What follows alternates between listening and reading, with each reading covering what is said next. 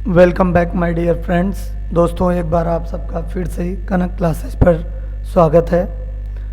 आज जो वीडियो मैं लेकर आया हूँ वह हमारे बॉडी से रिलेटेड है, यानी कि ब्लड से। आज हम लोग ब्लड के बारे में जानने की कोशिश करेंगे। बहुत ज़्यादा डिटेल में तो नहीं बता पाऊँगा, लेकिन एक जनरल नॉलेज जितना हम लोगों को होना चाहिए उतना आप लोगों यहाँ सीख पाएंगे। देखिए दोस्तों, कोई भी एक स्वस्थ व्यक्ति है, चाहे वह वुमेन हो चाहे मैन हो, कोई भी हेल्दी पर्सन की बॉडी में कम से कम 4 to 6 लीटर ब्लड होता है। ये एक नॉर्मल हेल्दी पर्सन की बात मैं कर रहा हूँ। तो हमें ये पता होना चाहिए कि हमारे बॉडी के अंदर जो ब्लड है जो सर्कुलेट कर रहा है वह कितना है, उसमें क्या क्या है, उसका क्या काम है और यह क्यों ज़रूरी है। इतनी बातें हम लोगों को पता होनी चाहिए। तो चलिए इसी क्रम में आगे बढ़ते हैं। ब्लड तो आप सबने देखा होगा, कभी ना कभी ब्लड से चाहे किसी वजह से चोट लगने की वजह से हम सब की बॉडी के बाहर हम लोगों का ब्लड थोड़ा बहुत तो आ ही जाता है। तो इस ब्लड को अगर नॉर्मली देखा जाए तो देखिए ये बिल्कुल ऐसा लग रहा है कि रेड कलर का कोई वाटर है जिसमें रेड कलर मिला दिया गया है और वही हमको लग रहा है। तो नॉर्मली ये एक सामान्य लिक्विड लगता है, एक सामान्य द्रव लगता है। लेकिन फ्रेंड्स, वास्तव में जब हम इसको माइक्रोस्कोपिक लेवल से यानी माइक्रोस्कोप से इसका परीक्षण करते हैं तब हम इसमें बहुत से चीज़ें पाते हैं। अगर सामान्य भाषा में कहें तो जब हम माइक्रोस्कोप यानी सूक्ष्मदर्शी से ब्लड को चेक करते हैं, देखते हैं, तो उसमें हमको ब्लड के मेनली 2 पार्ट्स दिखाई देते हैं। एक भाग वह है जो लिक्विड होता है, तरल होता है, उसको हम लोग कहते हैं प्लाज्मा। और दूसरा भाग वह होता है जिसमें छोटे छोटे कई पार्टिकल्स, कई कण हमको दिखाई देते हैं, जिनका नाम रेड ब्लड सेल्स, प्लेटलेट्स और वाइट ब्लड सेल्स होता है। तो रेड ब्लड सेल्स का कलर रेड होता है, वाइट ब्लड सेल्स का कलर वाइट होता है, और जो प्लेटलेट्स हैं इन पार्टिकल्स का कोई कलर नहीं होता है। ठीक है। और ये सारे के सारे पार्टिकल्स जो आरबीसी, रेड ब्लड सेल्स को शॉर्ट में आरबीसी कहते हैं, वाइट ब्लड सेल्स को शॉर्ट में डब्ल्यूबीसी कहते हैं, और प्लेटलेट्स, ये जो तीनों पार्टिकल्स हैं ये नस के अंदर जो ब्लड फ्लो कर रही है उसमें जो प्लाज्मा है उस प्लाज्मा में ये तीनों के तीनों पार्टिकल तैरते रहते हैं। ठीक है।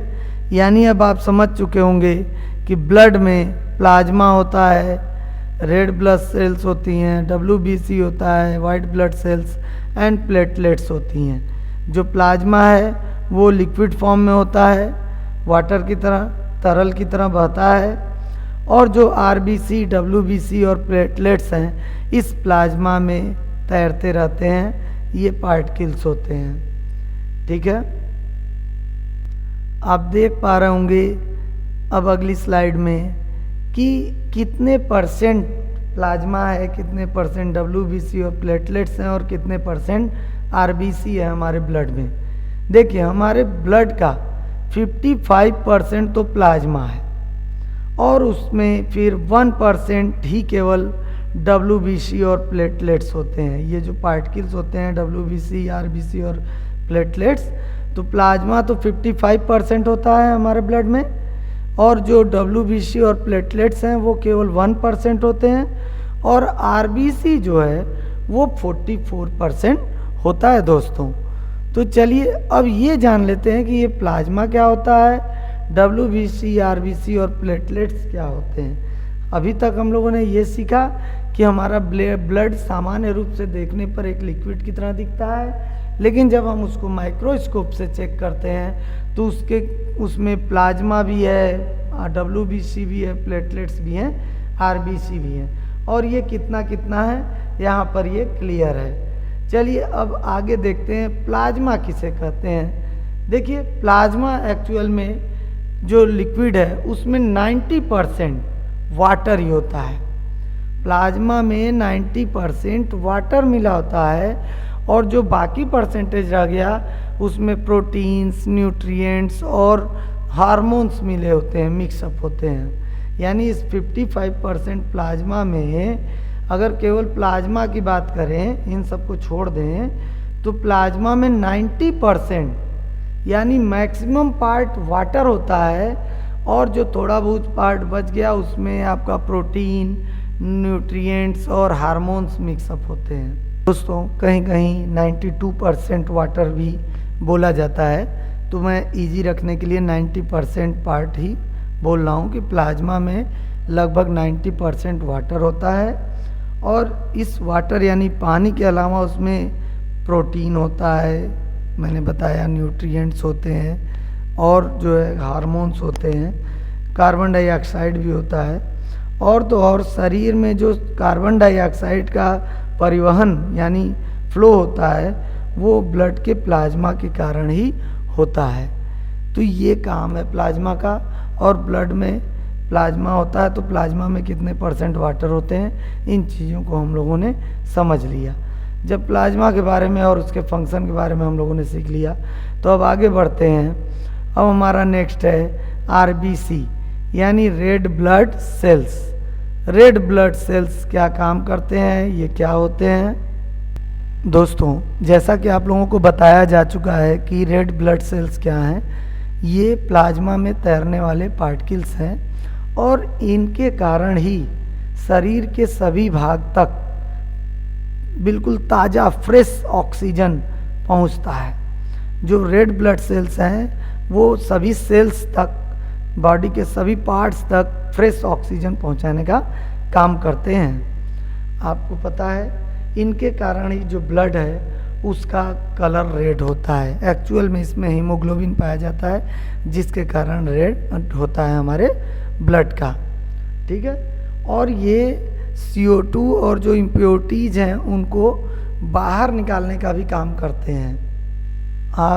आप जानते हैं ब्लड की एक बूंद अगर ले लें तो उस एक बूंद में भी इनकी संख्या लाखों में होती है। और अगर 1 मिलीमीटर हम लोग ब्लड ले लें तो उसमें इनकी संख्या लगभग 40 से 55 लाख तक इसके पार्टिकल्स होते हैं, रेड ब्लड सेल्स, इतने 1 मिलीमीटर जो है ब्लड में। और इनके कारण ही अभी मैंने बताया कि जो ब्लड है हमारा रेड नज़र आता है। और ये जो पार्टिकल्स हैं हमारे बॉडी के अंदर दिन रात काम करते रहते हैं। जब हम सांस लेते हैं और साफ हवा, एयर जिसमें ऑक्सीजन घुली हुई है, वो ऑक्सीजन जब हमारे बॉडी के अंदर जाता है तो ये उसे शरीर के हर पार्ट तक पहुंचाने का काम करते हैं। आपको पता है इनका जो लाइफ टाइम है वो केवल जो है लगभग 4 मंथ होता है, 4 महीने ही होता है। और 4 महीने होते होते ये नष्ट हो जाते हैं। लेकिन इसका ये मतलब नहीं है कि 4 महीने में सारे का सारा रेड ब्लड सेल्स खत्म हो जाएगा।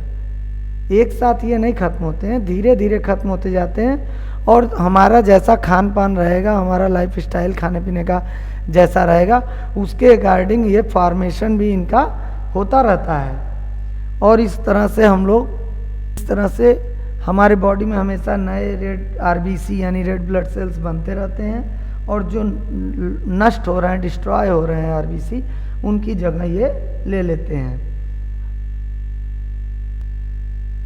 हम कैसा खाना खाते हैं ये बहुत मायने रखता है।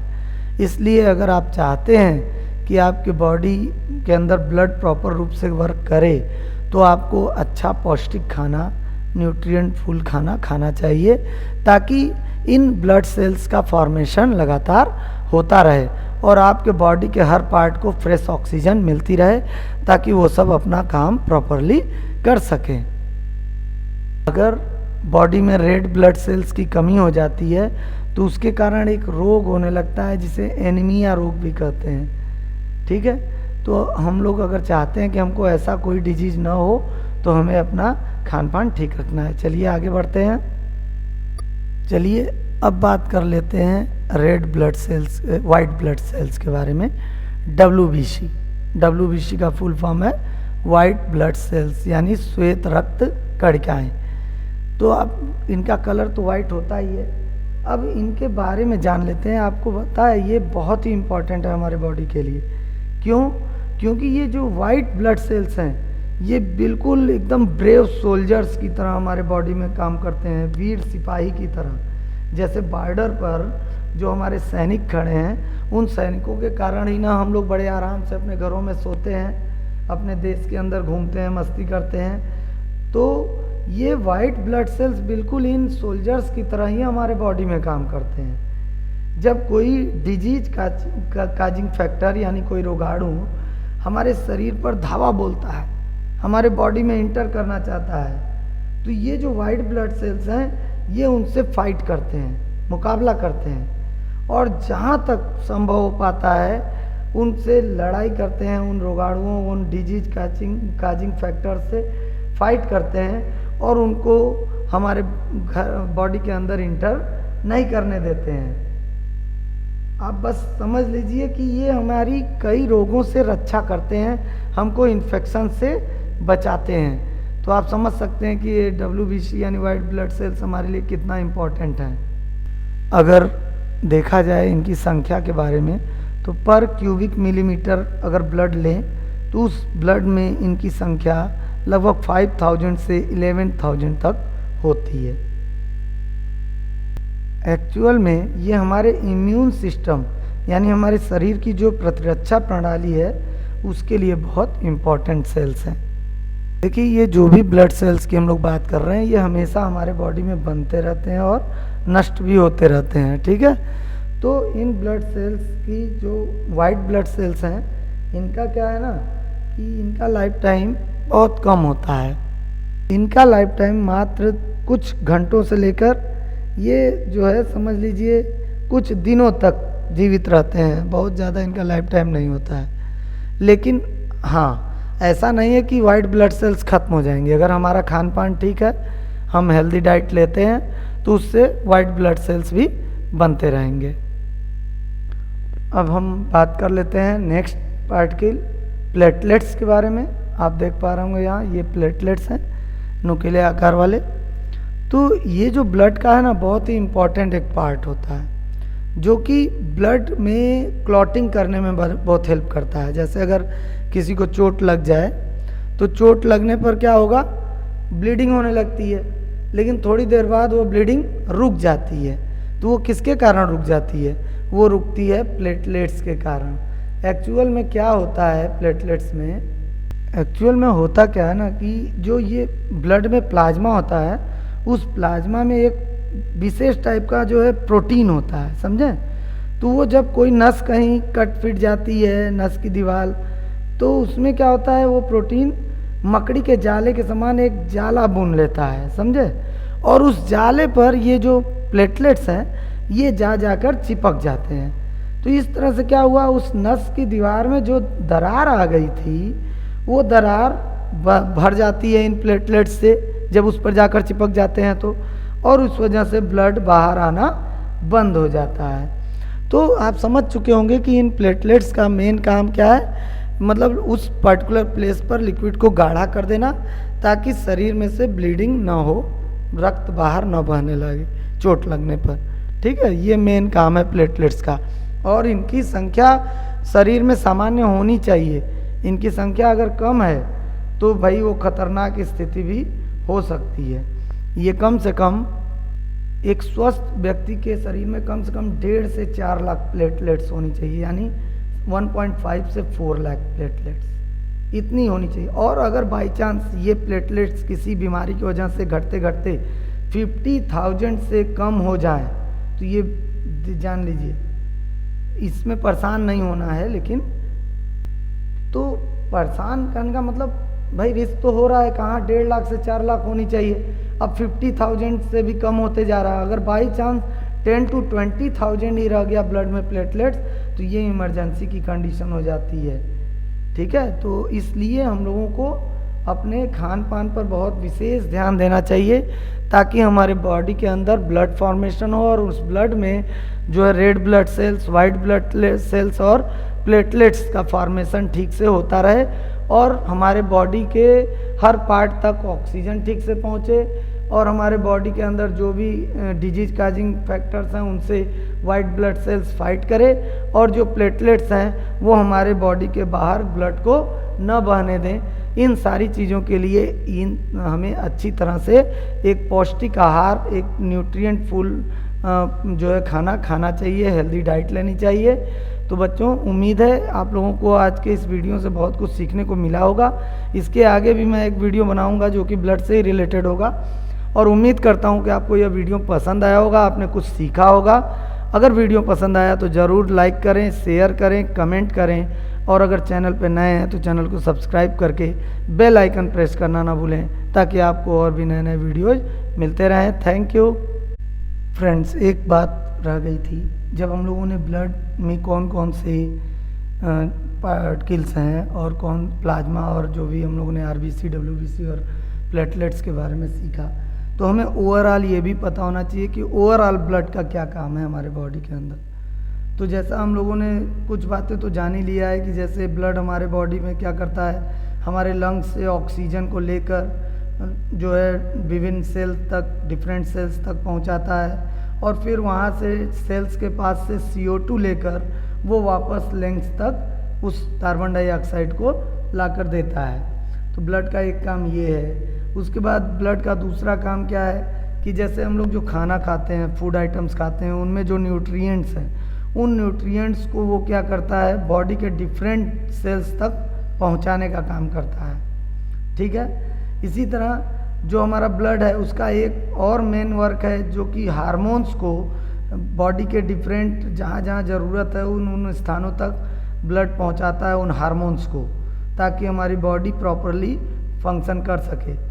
और एक और बड़ा काम इसका ब्लड का है, वो हमारे जो ह्यूमन बॉडी है या जो भी जिसके अंदर भी ब्लड मूव कर रहा है, वहाँ वो टेम्परेचर को बैलेंस करने का काम भी कर रहा है जो ब्लड है।